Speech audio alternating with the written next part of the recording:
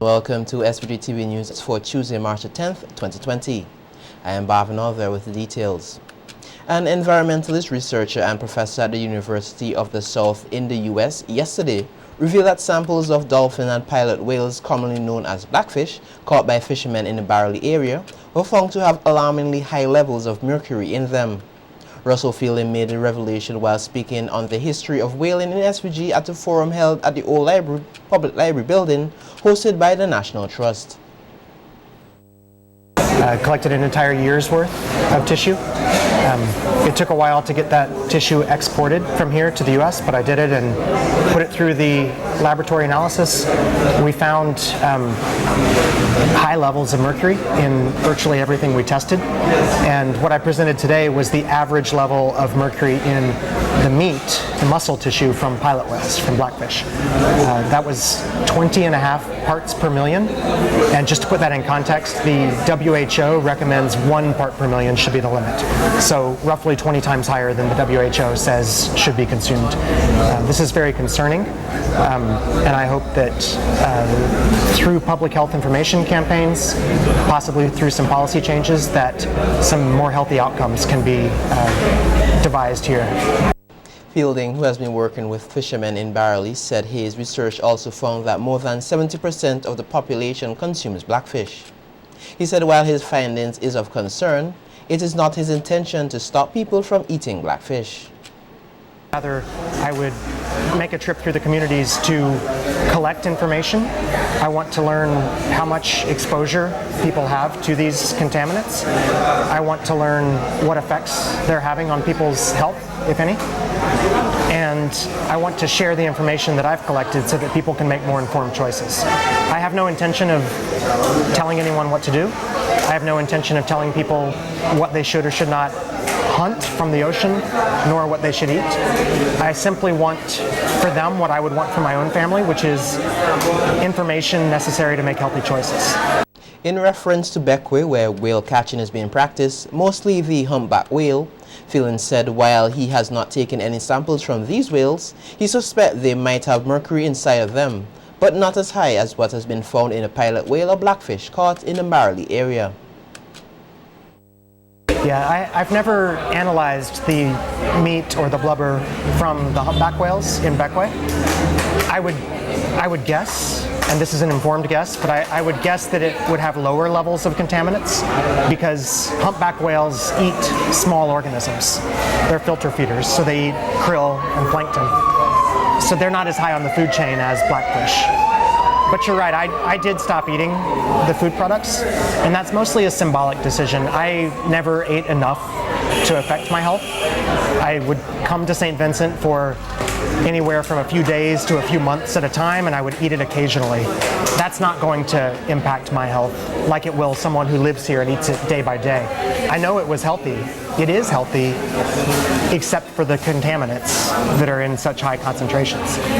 It has other properties that are very healthy, and it's a shame that a once healthy food has been contaminated by something that has made it now unhealthy. Fielding said he informed the local authorities of his findings 2 years ago and have not heard much about it. Meanwhile, Health Promotions Officer Shanika John is reminding members of the public that face masks and gloves are for the use of health professionals, and if used incorrectly can create more harm than good. Over the last few weeks, persons have been stocking up on these items and other hygienic products, risking a shortage at the local pharmacies in fear of the novel coronavirus, which is already in the Caribbean region but not yet in SVG. At an educational forum on Monday hosted by the Chamber of Industry and Commerce and the Ministry of Health, John urged the public to stop buying masks, warning that it won't protect them against the coronavirus but will take away important resources from healthcare professionals. You don't need a mask. You don't need persons at front wearing respirators, N95 or the regular face mask, because the N95 mask is specific for healthcare providers who would care for persons who are infected. The regular face mask is for persons who are infected to limit the transmission to other persons. So for you to wear a mask, there's frequency in terms of changing a mask. So if you have somebody in your establishment who wear a mask from 8 to 4, they are potentially putting you and other the person is at risk simply because that mask is not clean. They move it up and down. Oh, wait, say? Oh, okay. And they put it back up. There's a right way to take it off, and there's a frequency in terms of how you're supposed to dispose of that mask. There's no need for you to wear gloves, proper hand washing, because if you wash your hand and you avoid your face, there is no need for a glove. But some people would wear a glove all day. I'm not talking about for the people who actually need to wear a glove for their job. I'm talking about the people who just want it as a precautionary measure now. If you wear a glove all day, but you're still there and you itch your head and you put on you tap in your clothes, etc., there is transmission there as well. At a recent press conference, our Chief Medical Officer, Dr. Simone Kieser-Beach, encouraged persons not to take public transportation if they suspect they are infected with the coronavirus and to call the health centers in their district for instructions. At Monday's session, the Health Promotions Officer explained why this is of critical importance. Ask you to remain where you are. They would ask you to put the person in a room by themselves, remain where they are, and they will come and get the person. If you send them to A&E, you're shutting down our A&E. You're putting somebody's 4-year-old daughter, exposure. You're putting a asthmatic at risk. You're putting a lady who just came in because a pregnant lady who just came in because her ankle is swollen and just want doctor. You're putting so many other Vincentians at risk. Stay where you are, call first, and then we would advise you accordingly. Some persons will say, oh, we call and we ain't gonna answer. Any line is always, most of the time, unless someone else is on the call, is available. So call ahead. Do not call the ambulance to come and pick up the person either. As the coronavirus continues to inch closer to home, medical epidemiologist Dr. Charmaine Bailey-Rogers warns there is a unique danger from persons with repeat infections. Speaking at yesterday's sensitization forum for members of the corporate sector, Dr. Bailey-Rogers said though there are persons in China who have recovered from the virus, some have got reinfected, and explained why this could be detrimental. In a bit what happens. As with any disease, where your body tries to fight off this disease, so it's going to produce what we call antibodies. So you get an infection with the COVID virus, all right, and your body is going to start producing antibodies. But these antibodies, what happen, they travel, they are cells that go to the site of the infection, and where, because the virus is mostly concentrated in the lungs, they go straight to the lungs, but there's a whole action that goes on there in trying to get to that virus to destroy it. It's like there's an explosion. It's so many go there one time, and what it causes, it destroys the lungs. So that's where you have the pneumonia part of it coming into play. And what we have noticed from the studies of persons who have been reinfected, so you may have recovered from the disease, the antibodies may have successfully fight off these viruses, you start recovering from the disease. On the second infection now, because the antibodies are already there, they already realize, well, if these things happen again, we're gonna attack. So that's exactly what they do. They attack viciously. So what happens, they not only attack the viral cells, they attack the normal cells too, and that is what causes the problem. And it not only attacks the lungs, it attacks all the organs. It produces what we call multi-organ failure and death. So that is basically what happens with this virus. Still on the coronavirus, nephrologist Dr. Twana Brown-Caesar is encouraging persons to adhere to the precautions issued, especially those with chronic conditions such as kidney disease. Dr. Brown-Caesar said persons with chronic kidney disease, including persons on dialysis, are at increased risk of infection and death associated with the coronavirus. The Ministry of Health has been advising you with respect to your own personal hygiene, avoid contact with ill persons, yes, including family members, avoid crowds, wash your hands. As basic and simple as that instruction seems, it goes a very long way. You want to make sure the surfaces are also clean around you, so we're talking about using disinfectant wipes, Clorox, good old-fashioned, can also clean surfaces around you. And be careful be careful, because you are at an increased risk in terms of a population, not just persons with chronic kidney disease or end-stage renal disease, but persons with chronic illnesses, and the elderly are more susceptible because their immune system may be somewhat compromised compared to a young healthy person. Dr. Brown Caesar highlighted the extra risk the virus poses to persons with kidney disease, as well as some of the measures that can be put in place to protect these persons. So we screen in a similar manner. We tell them to take the precautions of other persons, but recognizing that the complications in them are even more significant. Also, COVID-19 has been associated with multi-organ dysfunction syndrome in patients, including kidney disease. Sometimes it is reversible without the need for dialysis. We are in the process of talking about isolation if these persons do need dialysis. That will not be done in the open dialysis room. It would be, those patients would have to be isolated in a separate room with the same protection and protocols of the unit, as well as care for the post-treatment to be observed. The other option, of course, is there are different modalities of renal replacement therapy were that to become necessary, where peritoneal dialysis can be performed in those patients, which would be in a completely separate room from that patient, and it could take place at the site where that patient is located. Persons with kidney disease are not the only ones at increased risk. Dr. Brown Caesar highlighted some of the conditions which she said make other persons vulnerable to the disease.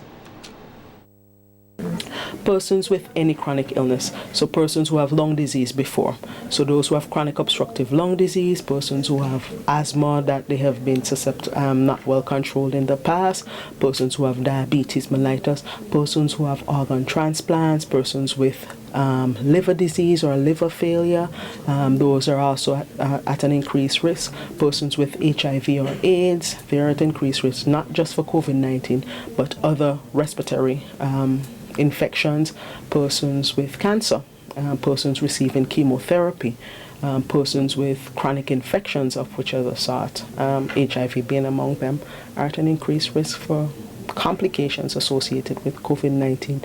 The vast majority of persons will not fall into that group, but we do have an elderly population, and we do have persons who are immunosuppressed for whatever reason.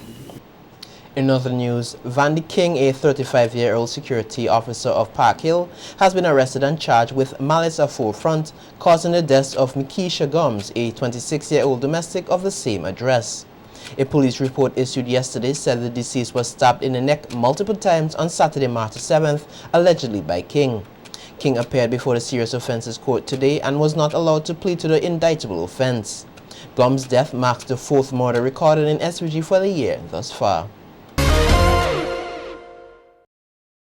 Preparations for Vincy Mas 2020 are well underway, and some of the plans were outlined at the media launch last evening at the Sunset Shores Hotel, hosted by the Carnival Development Corporation, the CDC. The CDC's website has been upgraded, a Vincy Mas app is being worked on, and the new Vincy Mas logo is completed and was unveiled at last evening's event.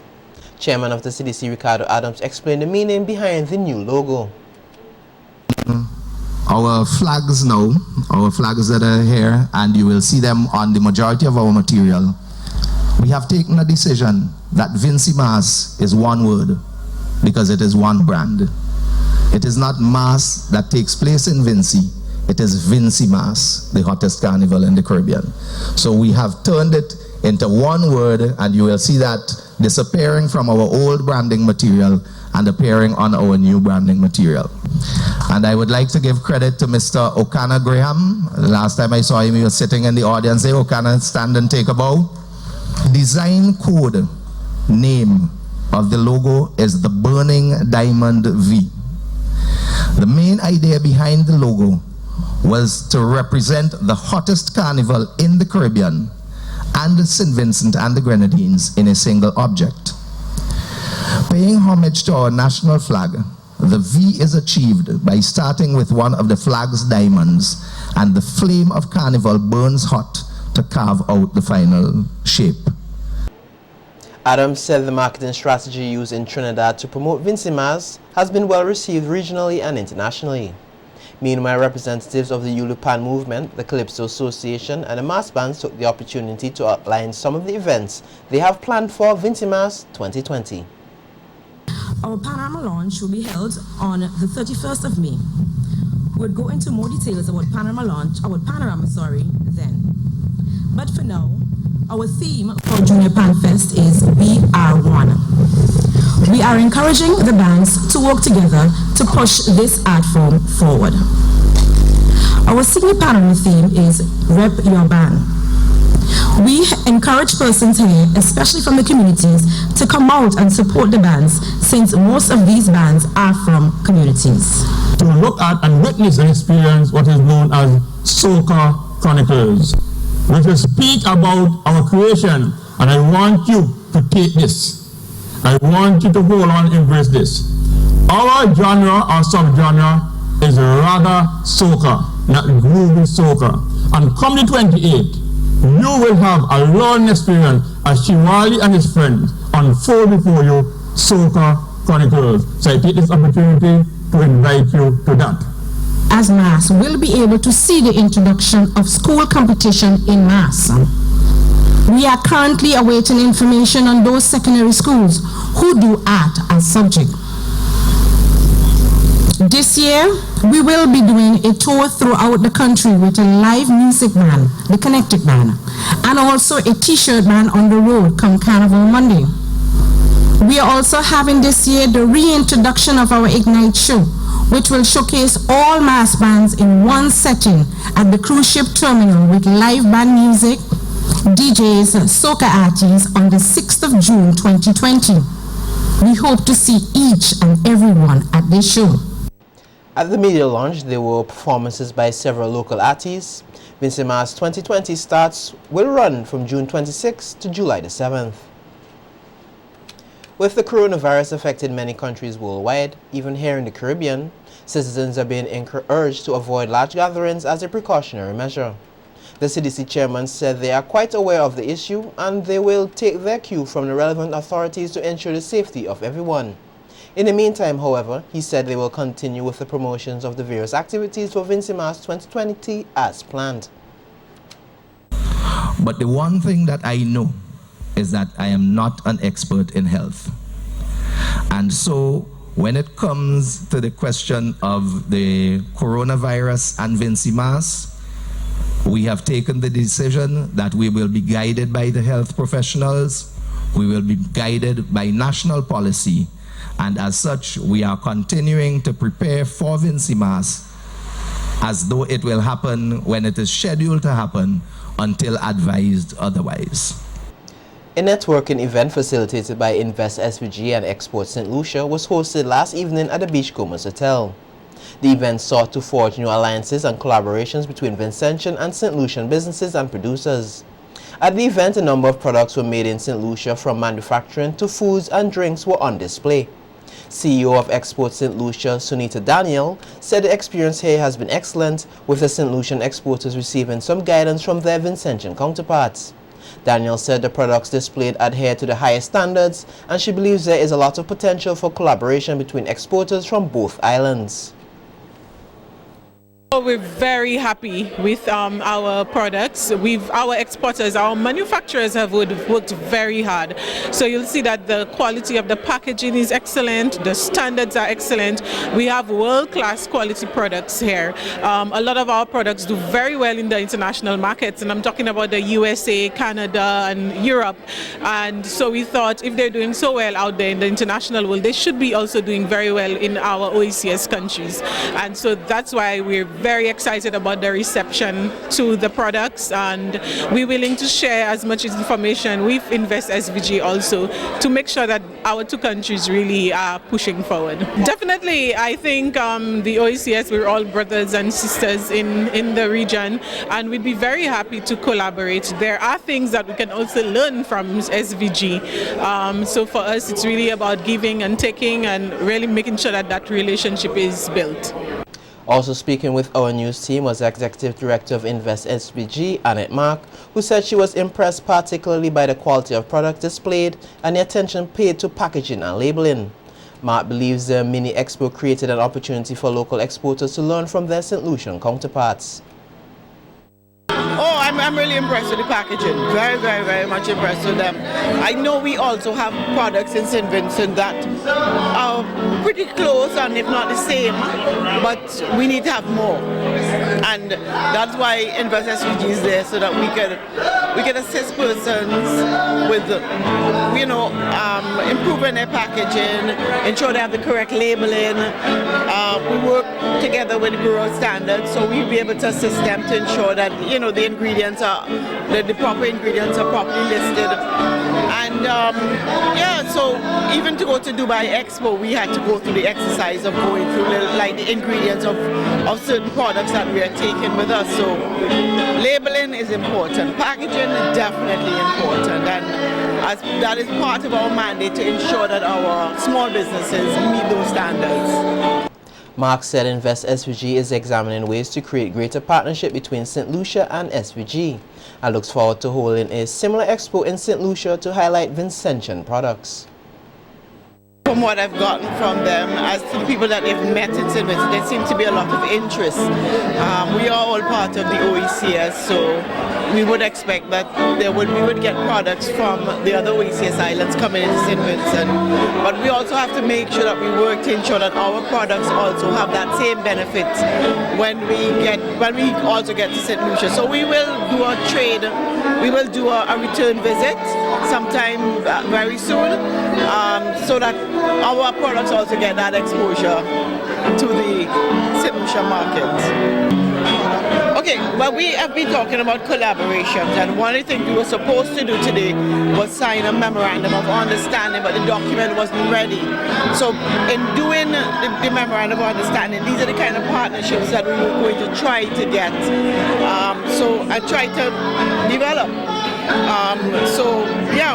We will definitely be pushing that. Much like SVG, St. Lucia is known for unique craft, metalworks, and the use of natural products to treat health issues. Our news team caught up with a few of the exhibitors displaying such products. They expressed confidence in being able to satisfy local demands, as well as the possibility of collaborating with local entities. Natural health and beauty products. We have a NatMed herbal line. We do sun care, we do repellents, sprays and lotions. And we also do an aromatherapy line. So we have a coconut line, we have a hibiscus rose line, we have a volcanic sulfur mud line, and we have a tea tree skin balancing line. We have a hand sanitizer, and we know that there's an increased urgency to use hand sanitizers.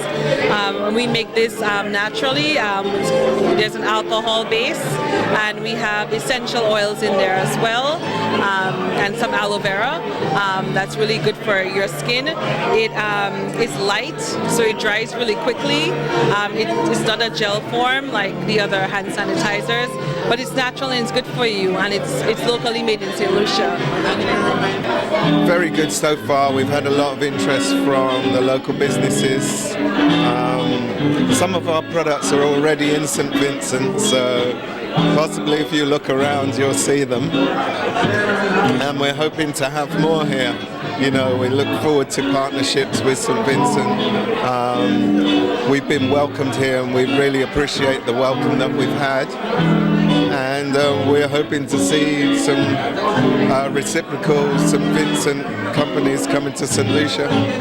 What we do is we hand wrap crystals and gemstones using copper wire, sterling silver, gold field wire, any kind of wire we can get our hands to, we will create something out of it. Really, this mission has been an eye-opener for me, being down here in St. Vincent. I'm really thankful and humble for it. I've met with some great and wonderful people, and the feedback which I've received has been amazing. And it just reassures me that what I'm doing is truly unique and something that people could really gravitate towards and embrace as something new on the market. So it's been a pleasure being here in St. Vincent.